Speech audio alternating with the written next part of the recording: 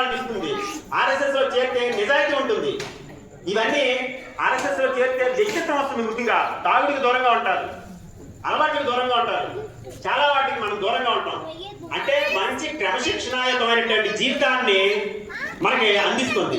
కాబట్టి మన ఈ 100 సంవత్సరాల కార్యక్రమంలో ఈ సంవత్సరం విజయదశమి నుంచి నెక్స్ట్ విజయదశమి వరకు సంవత్సరం పాటు ఈ కార్యక్రమాలు జరుగుతుంటాయి. ఇదొక కార్యక్రమం, తర్వాత కూడా కార్యక్రమాలు వస్తుంటాయి. ఆ కార్యక్రమాల్లో కూడా మిగతా వాళ్ళందరూ కూడా మీ పిల్లల్ని 10th క్లాస్కి వచ్చిన పిల్లలందరినీ కూడా శిక్షణకు పంపించండి. మంచి వ్యక్తులుగా తయారు చేయడానికి మేము ఫీజు తీసుకోదు. ఆర్ఎస్ఎస్ వ్యక్తులు తయారు చేసే సంస్థ మాత్రమే.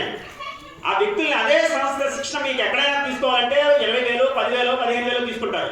అలాంటి శిక్షణని మనకి ఉచితంగా అందిస్తోంది. అలాంటి శిక్షణ అందించడం బట్టే ఇలా తేజ ఇలాంటి కుర్రలందరూ తయారవుతున్నారు. ఈ కుర్రలే సరిపోరు. ఈ దేశానికి చాలా మంది యువకులు అవసరం. వివేకానందుడు మనకు చెప్పాడు, ఎంతమంది యువకులు ఉంటే యువకులతో నేను ఏదైనా సాధించగలనని చెప్పాడు ఆయన. అలా యువత ఉంటేనే ఆర్ఎస్ఎస్ చేయగలదు. ఆర్ఎస్ఎస్ ఈ హిందూ జాగరణతో పాటు అనేక సేవా కార్యక్రమాలు చేసింది. దివిసీమ మీకు అందరికి తెలిసే ఉంటుంది. 1970లో వచ్చింది దివిసీమ ఉప్పిన. కొన్ని వేల మంది చనిపోయారు. చనిపోతే గవర్నమెంట్ వెళ్ళడానికి 2 రోజులు పట్టింది. అక్కడికి వెళ్ళడానికే గవర్నమెంట్ అంటే అందరికన్నా బలమైన సంస్థ, కానీ వాళ్ళు అక్కడికి చేరుకోలేకపోయారు. ఆర్ఎస్ఎస్ వాళ్ళు అందరికన్నా ముందుగా చేరుకున్నారు. సేవా కార్యక్రమాలు స్టార్ట్ చేసేసారు. 2 రోజుల తర్వాత వచ్చినటువంటి వాళ్ళకి శవాలు కుళ్ళిపోయి ఉన్నాయన్నమాట. అంటే శవాల మీద శవాలు పడిపోయి మట్టి పడిపోయి కుళ్ళిపోతుంటే ఆ శవాలు తీయడానికి ఎవరూ రాలేదు. అటువంటి స్థితిలో మా ప్రచారం అంటే ఫుల్ టైమర్స్, ఆర్ఎస్ఎస్ లో ఫుల్ టైమర్స్ ఉంటారు. వాళ్ళ కుటుంబం ఏముండదు. 2,500 మంది ఇప్పుడు పనిచేస్తున్నారు దేశవ్యాప్తంగా. ఈ 2,500 మందిలో ఒక ఆయన ఆలోచించాడు, మన వాళ్ళతో చేయిద్దాం. గవర్నమెంట్ వాళ్ళు పుట్టుకోలేదు, ఎవరెవరో పిలిచారు, వాళ్ళు కూడా మేము శవాలు తీయం, మాకు డబ్బులు వచ్చేస్తాయని. అప్పుడు ఇందులో ఉన్నటువంటి ఆర్ఎస్ఎస్ బ్యాచ్ ఒకటి తయారయ్యి ఆ శవాలందరినీ తీసుకెళ్లి దాన సంస్కారాలు చేశారు.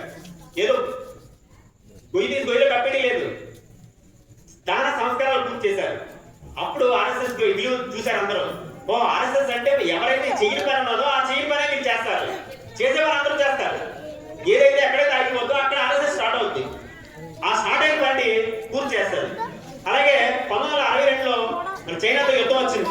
యుద్ధం వచ్చినప్పుడు కూడా సైనికులకి ఆర్ఎస్ఎస్ వాళ్ళు అర్జెంట్ గా ఆ ఎయిర్పోర్ట్ లో అవసరమైంది. అప్పుడు ఉన్నటువంటి అధికారులు ఆర్ఎస్ఎస్ పెద్దలతో మాట్లాడారు, మాకు నికాసైన నిజాయితీ పరులైన స్వయంసేవకులు కావాలి, భయపడని స్వయంసేవకులు కావాలంటే ఇప్పుడు వెళ్ళమని చెప్పారు. ఆ ఎయిర్పోర్ట్ లో సేవలు అందించారు.